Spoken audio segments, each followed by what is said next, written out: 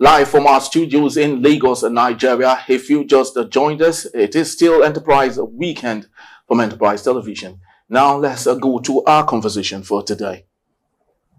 President Bola Ahmed Tinubu described the recent petrol price increase as a bold and unprecedented decision necessary for Nigeria's growth. He spoke to Nigerians in Beijing, China, explaining that the price hike and other reforms are part of a strategy to develop the country's economy. President Bola Tinubu emphasized the need for hard decisions to achieve meaningful development, citing China's infrastructure as a model to replicate in Nigeria. He encouraged Nigerians to contribute to the country's growth, saying that expecting everything to be free will only delay progress. The president acknowledged that achieving national consensus on issues can be challenging, but he is committed to taking tough decisions to move the nation forward. Tinubu expressed confidence in his team and reiterated his focus on providing leadership to drive Nigeria's development. The petrol price increase, which was met with long queues at filling stations, is part of the government's effort to address the country's economic challenges. Very well. So let's go to the crux of the matter here. Joining us virtually from Owerri is Barrister Eze Eluchie. He is a barrister at law and a public affairs commentator. Good morning to you, Barrister. Yes. All right. Thank you so very much for your time. And of course, still with us in the studios is Barrister Evanso Feli. Thank you so very much for being part. And yes. So let's get into this matter, Barrister Eze. And here we have it. The president is saying that the decision to increase the pump price of fuel is a decision that is necessary if Nigeria must move forward. Help us make sense of this, please. Well, his spokesperson described the measure or the increase as bold and unprecedented. Those are false comments. There is nothing bold about increasing the poverty population of the people, and this has been a recurring decimal in Nigeria for over 40 years now. So there is nothing unprecedented about it. Price increase in fuel has been the usual, has become a norm with very lazy governments who don't even have any other ideas as to extract money from people, and they just increase the price of fuel, which is a commodity that virtually affects virtually every segment of the Nigerian economy, which that's a big bold. The move to increase these prices has unleashed mass starvation and mass hunger amongst people. People can barely meet up their needs. They can actually not even go to work again. People are having to go to work 2-3 times of about 5 times a day because they cannot afford the cost of transport. So the move actually, I don't know, is very, very ill thought of. And it's only, the more we agree to this move, the more there will be increments in prices. And we have watched it over the time. Initially from 185 to 500 to now it's 800. In the East here is now 1,100 naira a litre. Now tell me how anybody can make ends meet. Even this so-called middle class who were able to afford this thing before can barely even fill up the tanks, can even barely even buy a half tank. So I don't know how these guys think. I don't know what they're thinking about. And with regards to saying that this is a necessary move that will help to move the country forward, that is an absolute falsehood. What this has done, it has crippled businesses. It has crippled people's ability to generate income. It has crippled people's ability to even power their houses. So, I mean, when these governments cooling to international pressure by polarizing Nigerians, they're only aimed at achieving one goal: to make Nigerians poorer, so that people from the West who come on holidays here can appear rich. But it does not help this country in any way. This is a country that, for instance, if the excuse has been that yes, when Nigerians buy fuel at cheap prices, the fuel gets smuggled to neighboring countries and all that stuff, that is absolute crap. For goodness sake, we have Nigerian Customs Service. We have people, we have the soldiers, we have the police who should be manning the borders and ensuring that these things don't get out of the country. But what they do, they don't do their jobs, and they punish Nigerians for benefiting from what's available in Nigeria. That is most unfortunate. That's my take on this matter. Okay, thank you. Thank you, Barrister Eze. Over to you, Barrister Evans. According to the government, the long queues we now see at the filling station, it is now a means to address the country's economic challenges. Now, is there something Nigerians are not understanding about long queues and increase in petrol price? Because for them to say that they're addressing economic challenges and businesses are shutting down, a lot of the poor becomes poorer. And it's becoming hard for upcoming business or SMEs to even survive. Is there a language the government is trying to speak and Nigerians are not understanding? There's no language they are speaking. The government is confused. This confusion started from the very day this president was sworn in. Wasn't prepared, didn't know what to do. Who even sent him to go and be saying that in China? This is the thing they used to tell us here, that we bottle up. Why is he saying it from that place? Because they'll be laughing at him over there. He's saying that it's a bold step to manage, to handle the economy to what end? People cannot feed as we speak. And you see, I now believe that this product have been increased. You know, NPC came out and told us that they did not increase it. Yes. You see the way this government operates? Yesterday they stated that. They said that yesterday. But in disguise, they stated something. They said they are not saying the price would come down from the statement. But they have not increased it yes. officially. So the next day now the president is somewhere in another country saying that the increase is a strategic move, a bold move. So see, the way this government is to work here, I don't think there's any government in the world that operates like this. If you try this nonsense in some countries, they would have been worse since. If you try this thing you are doing, you understand? Because today NNPC is telling us they have not done this. They told us that they're not paying subsidy. You remember NNPC? Yeah. They're not paying subsidy, that what they are paying is shortfall. Now government gives them money for the past 9 years. They got away with that. Nigerians did not march to their office to ask them to explain that nonsense they're talking about. They came out the other time and said that they now have profit, they have serious money. They got away with that. They came out again and told us that they are indebted. That's why there's scarcity. Now they are at it again. They increase it. They came out and told us that they did not increase anything. The president now is confirming that they've increased it. We're going to hear in China that truly it was increased. So when you lead people like this and you don't want, you see why these people are backward thinkers. You lead people like this, they are protesting, you are surprised. At this point now, they said they are, this price increase is to actually help the economy. Now, does that mean that, yes, does that mean now that the previous government did not do the right thing? And this sitting administration, the renewed hope. How would this increment help the economy? This increment is to enable them pay that debt they say they have.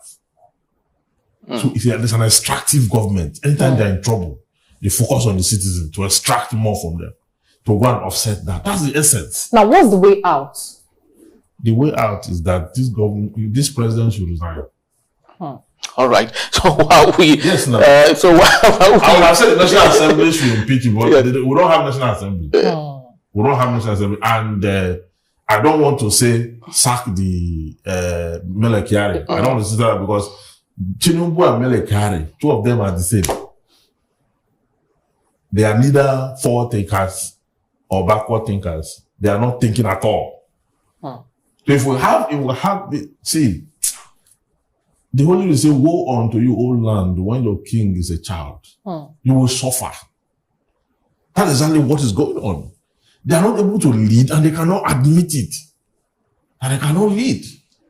So Nigerians will have to do something. You see this protest, the end bad governance protest, it has to be institutionalized. We need a secretariat from where we'll be marching every day until the last day of this year. This government has to go. Beautiful. So while we, of course, hope that the government would go, but legitimately, through the ballot, obviously. But let's take a look at the narcissistic tendency, the hero syndrome of our president, where he feels that whatever he touches must be respected and obeyed to the latter. Barrister Eze, why do you think it's becoming a norm in Nigeria that at the force with President Bola Ahmed Tinubu, when he says something, he feels it should be, upheld. Why do you think it is so?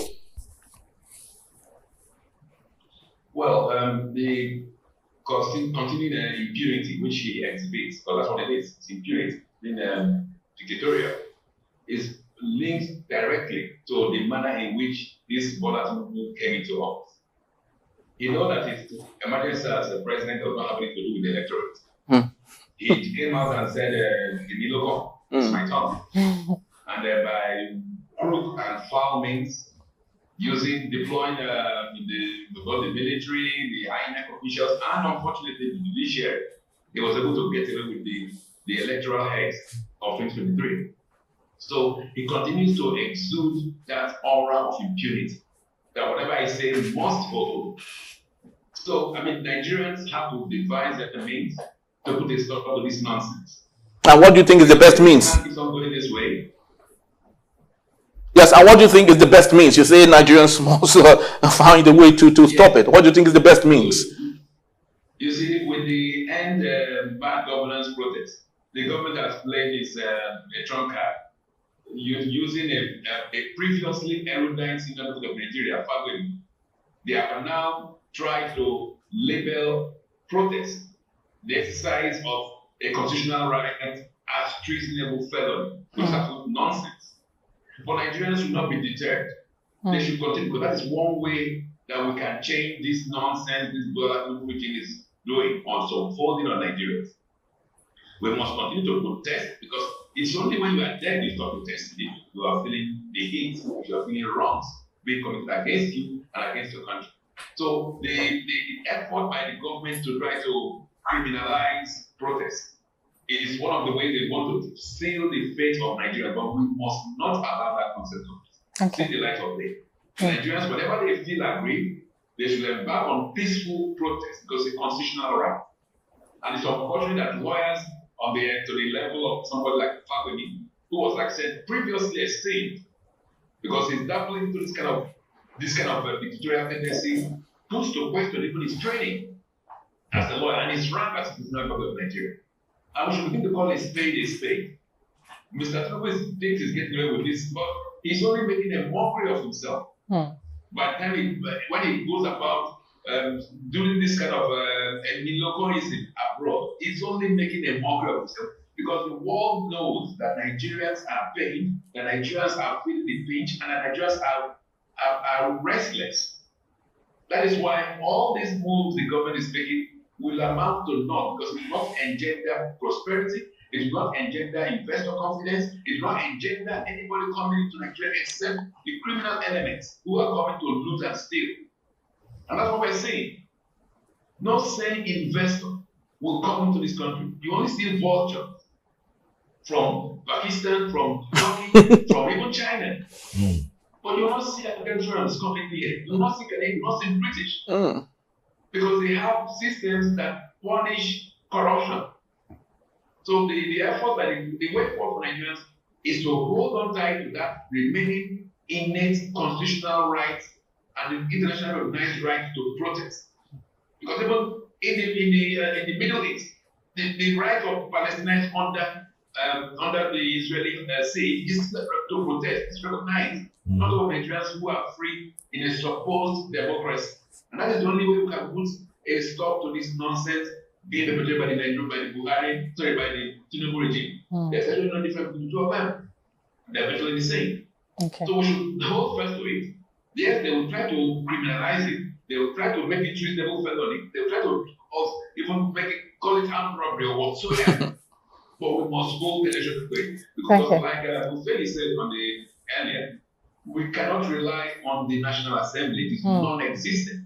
It's a rubber stamp outfit. We cannot rely on other agencies of government because they have been bought over. We can't even rely much on the judiciary nowadays because the whole system is corrupt. Look at the person that just made the chief of the country. Look at that antecedents. So, Nigerians cannot forget, they cannot give up on themselves. And the only thing that is left for them to do now is to hold on tenaciously to that human right to protect. Because Even when you put an animal into a burning forest, it will protest. Very true. So for somebody to try to criminalize protest, that means the person trying to do the that we are all dead, and we're not dead. Even my comment here is part of that protest. Yes, soon enough, they will begin to criminalize free speech. They're already doing that. They will begin to maybe blacklist networks of platforms that allow people to express themselves.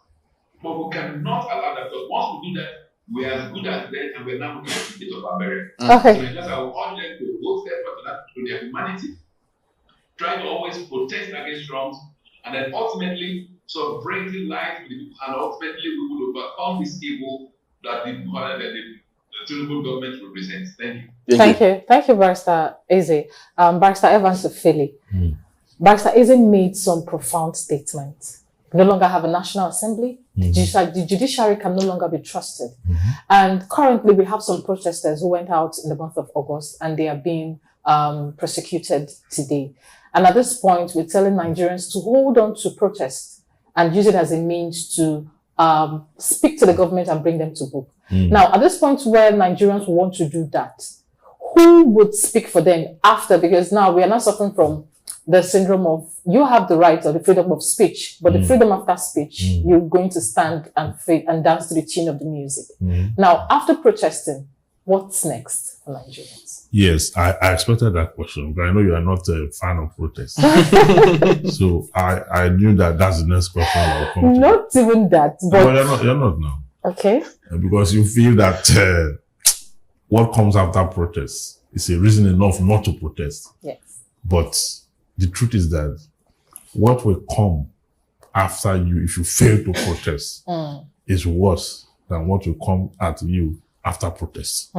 So protest is a right of the citizen, and it's critical. It does not matter the kind of government you have. Even under military regime, people protested in Nigeria.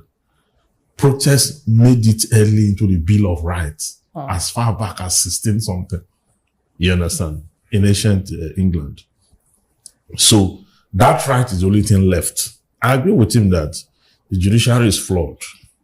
The National Assembly is not even in existence. You understand? The police work for the elite. Okay? Now, what you have, all the institutions now the Attorney General of the Federation, because that office have been abused. Do you know the essence of that office? Is that the Attorney General is supposed to, fight for the defense of the rights of the citizens. That's exactly what it's supposed to do. But because the president appoints them, when they get there, they don't know the job description of that office. He is not an Attorney General of the president. Attorney General of the Federation. But what they do, when they get there, they become Attorney General of the president. But it's not peculiar to us, even in the United States of America. The president gets to decide who becomes that, and the person literally. That's what I'm saying. But they are men of their own. They work against Trump now. When you came up with this policy, that policy, don't build the fence. Mexico should build a fence and pay for it against this. They came with so many. They stopped him. They stopped him. Over there, even when you appoint someone, the Constitution says you should do so. They are independent. But here, the Attorney General, when they get into office, they start to protect the president. That's exactly what's going on. An Attorney General of the Federation should be able to tell the president that these people who protested during the end bad governance protest, you cannot charge them for treasonable felony. It's not one of the elements. The law says if you level war against the country or you make an attempt to unseat the president or the governor of a state and all that, it's clear. The Russian flag was obviously flown. The Russian flag is just insubordination to sovereignty. So it doesn't amount to... No. Does that amount to levying war?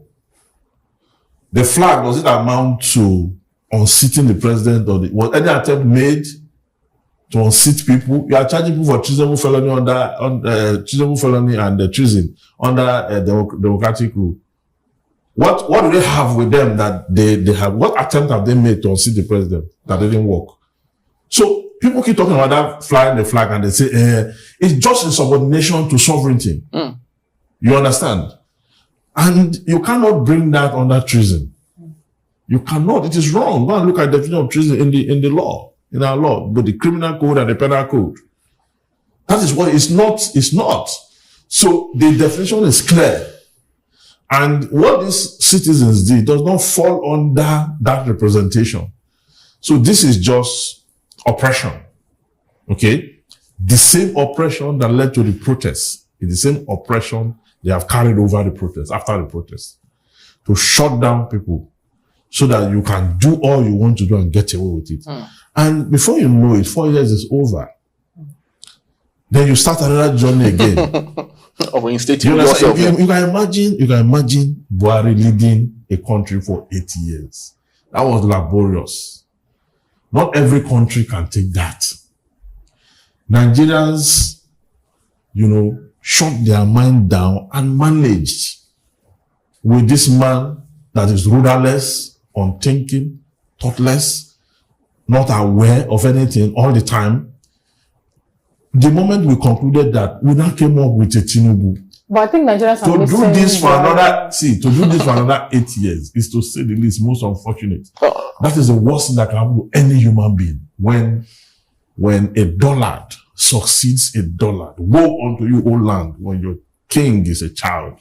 Well, I do not want to think this is an African thing. Paul Biya has been there for centuries. He's going to be 90-something years old, and of course, he has given interest to still vie for elections in Cameroon. But let's take a look at this. There are no our law is different. All right. Barrister Eze, a respected lawyer, Olisa Agbakoba, has said Tinubu wants to drop his petroleum ministry, his petroleum minister portfolio. I don't know. Do you think that would go a long way in solving the conundrum that we are facing in the petroleum ecosystem? Thank you very much. Before I respond, let me just highlight a bit on what Feli said in this video there. Flying off a foreign flag does not amount with subordination of any sovereign state status or whatever. The reason being that virtually the churches, several churches and religious institutions and schools fly diverse international flags. Does that mean they are subordinate or they are trying to disrespect Nigeria? No. It just means that maybe they have some affiliation, some friendship with a particular flag. But in that instance where the Russian flag exploded, most of those people are even flying the flag. They didn't even know what they were flying. It was part of the fun of protest. So, and it played out in the sense that soon after the arrest of the Polish students, they were released and the government just kept quiet. That's what happened also to the librarian who was arrested, who is now declared wanted. So this government is always playing games with making noise about insurrection, about treason, when in reality they can't even tackle the treason they are seeing by torching by the militants, by the terrorists who are brandishing, who seized ABC, taking over territories in Nigeria, taking over entire local governments in Nigeria. The military, the security cannot go and tackle those ones, which are actually levying war against Nigeria. The people they will seek to address are peaceful protesters, and then they will label them as treasonable fellows. With regards to your question, I do not think I don't align with Amakoba. Reason being that the issue is the leadership is bereft of scruples, is bereft of direction. So whether Mr. Tinubu dumps that office or not, he will still manipulate whoever holds that office. The fact that Melek here, after admitting that over 400,000 barrels of crude was being stolen by a pipeline to an ocean going vessel for over 6 years, since he's been the CEO of NNPC, and that character is still there, tells you that this robbery, this fraud, this corruption going on in the petroleum sector transcends even Bola Tinubu. His part of his domain is continuing.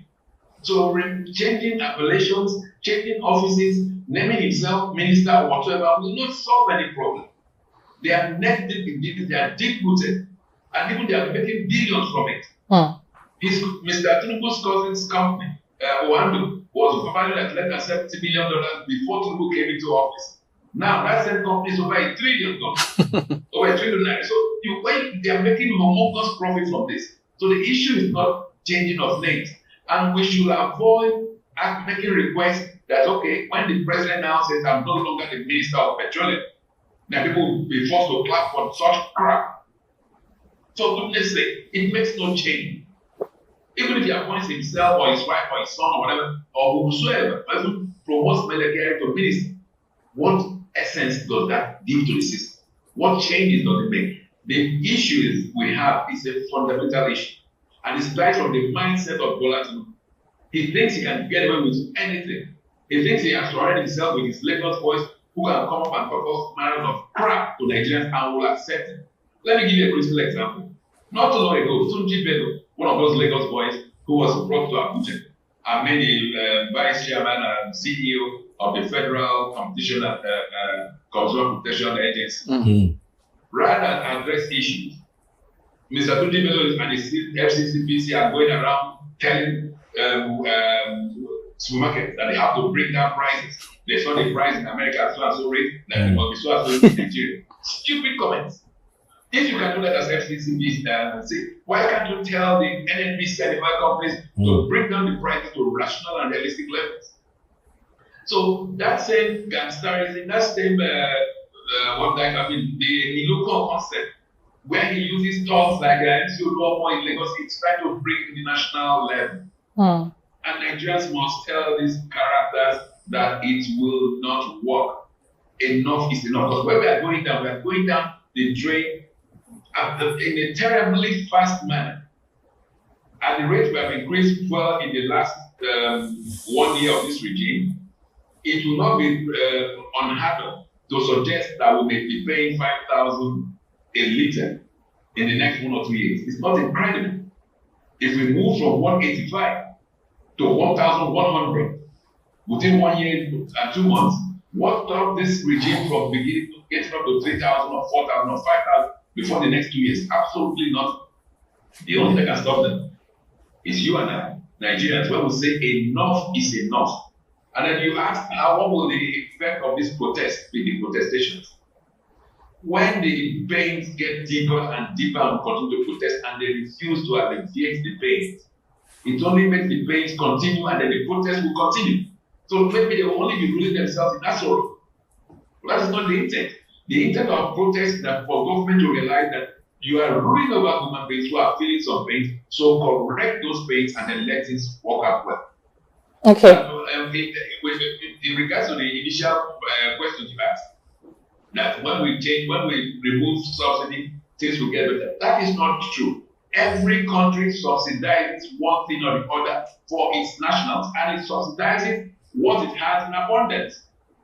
That's why, for instance, in the States, in Europe, they have electricity which they have spent trillions on nuclear energy for, but people pay peanuts. That electricity you pay for abroad is subsidized because they have too much of it.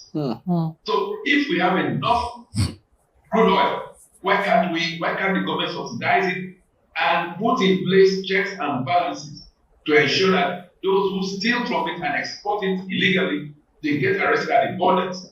You don't stop crude or you don't stop petroleum products from leaving our borders, but you are able to stop food stuff from coming into Nigeria. Shame on the customs leadership. Because they have shown, in fact, they are the ones that should be charged for treason actually. Because you allow crude oil, you allow fuel, you allow PMS to leave the country unchecked. Then you stop food and other things that Nigerians will use from coming in, or you will place incredible tariffs that makes it easier for smugglers to operate. The people that should be charged for treason are actually those in government who are making the life miserable for Nigeria because they have levied war against Nigerians and Nigeria. Thank you. Beautiful. Thank you. I don't agree with them. We don't need to change names. Let them remain there. Okay. Let them do the right thing. Thank you. Thank you, Barrister Eze. Barrister Evans, at this point, Nigerians have, should I say, we've made a mistake and we need to live with it. As well, adding this to your pattern shot, what would you say Nigerians should brace up for the remaining 3 years? Well, for the remaining 3 years, Nigerians will have to define how they should be led. Because power belongs to the people. It is not these people that will dictate for us how they will lead. Because the model of leadership is democratic. That is the one we have from all kinds of leadership, the one we have in our laws. Okay. And this democracy have tenets. It has principles. Okay. And now those principles have been corrupted by the existing government. And because those principles have been corrupted, the people must make a demand, okay, that the principles of democracy that guarantees equality for all, okay, justice for all, okay, and economic prosperity for all, must be instilled in this government. That if you look at our constitution clearly, especially chapter 2 of the constitution, it is quite defined. The constitution have an intention to ensure that the citizens, even the leadership of this country, are charged by the constitution to set the economy in a way that will guarantee prosperity for all. Okay? Now, that sovereignty belongs to the people. And it's through that sovereignty that government derives its legitimacy. And that the security and welfare of the people is the primary purpose of government. So these people who don't have security, who don't have welfare, who are not prosperous, who have economic injustice, must make a demand that, no, the way you are leading us is not the way the constitution defines leadership. Lead us according to the constitution. That demand must come from the people. And it's coming from the people already through protests. Okay. Wherein, in the last protest, people put down, all they put down then that's in those protests were principles and byproduct of the constitution, okay, of how citizens should be led. Right. But instead of the government to look at it and apply its policy around it, tie its policy around it, the president came and addressed the nation and didn't talk about one thing about it. So you see that defiance, that arrogance is what democracy is against. All right, be beautiful. Just before we draw our anchor for today, but as I would love to ask you, we can't paint this picture completely without mentioning one of the biggest stakeholders right now in the game, and that is no other but Dangote himself. On an interview, he clearly stated when he was asked on the pricing, he said that it is solely dependent on the presidency, solely dependent on the NNPC. Do you think Dangote is complicit to all of the things that we are seeing today happening in the petroleum industry? Certainly, if you look at the history of the Dangote refineries, when it was initiated, it was about $3 or $4 billion. And then it kept on jacking up the prices. When there was a time when Nigeria was said to have about 20% equity participation in the refinery. And suddenly we are now told that the peanuts. So the reality is this, you ask yourself, this Dangote refinery, is it a private establishment or a Nigerian government or Nigerian funded project which was privatized? I mean, Dangote has been involved in the economics of Nigeria for too long. And it's been like he's benefited without unfairly from the system. He once had sole importation licenses for the basics of life, sugar, salt, and all that stuff. So that's how this man made his money. It is not done. It is very, very clear that he is part of this process. Yes, he may be singing on another platform now because he's feeling on the pitch, not being in very good or close terms with Tinubu. But I'm sure they will align themselves. But the issue is how far within Nigeria? Is it to the better interest of Nigeria? Is this Dangote refinery? Is this something that should actually be Nigeria's refinery? And if it is, then perhaps we can discuss this. This issue can be well analyzed at a better forum, because I believe that the entirety of this man's work has been stripped or extracted from the blood of Nigerians. Under any sane regime, an appropriate mechanism will be in place to evaluate and understand indeed if these are proceeds of fraud that Nigeria can actually take over. And I suggest that in due course, when the people's government actually come in place, this thing will be looked upon. But as for Mr. Dangote being looked upon as a means to alleviate the poverty of the masses, it's not going to work. He's just trying to display to the gallery. And even this was concretized by the fact that not too long ago, last week, I think, Dangote led Bill Gates to come into the Federal Executive Council meeting. Where you see, which sane, independent country do you see such madness taking place? Where a foreigner comes in to discuss Nigerian matters at the highest levels possible. But that's what we see in Nigeria. So, yes, that was going to be played to the gallery now. Nigerians may be chorusing his approval. But when you look at it analytically, you realize that these guys are just playing games with Nigerians, and we should see through this scam. At the appropriate time, the appropriate things will be done. But I believe that Dangote refinery is a 100% Nigerian house. Yes, bury that name, Dangote, no problems. But at the appropriate time, the truth will emerge, and we'll realize that this is not a private concern in any way whatsoever. Thank you so much. Thank you, Barrister Ezeluche. Thank you for your time. Thank you for your detailed analysis. Thank you. I want to say a very big thank you to you, Barrister Evans. Thank you for always coming here on our show and spending quality time with us. Thank you very much. All right, people, that's just about the size of our package for today.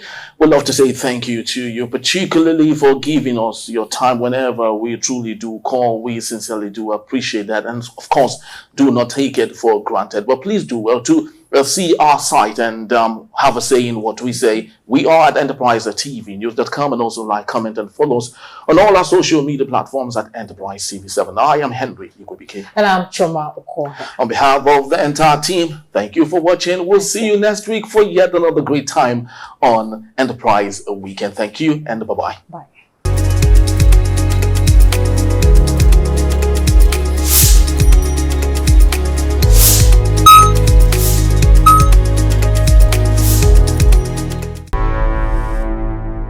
Enterprise TV, a tradition of truth.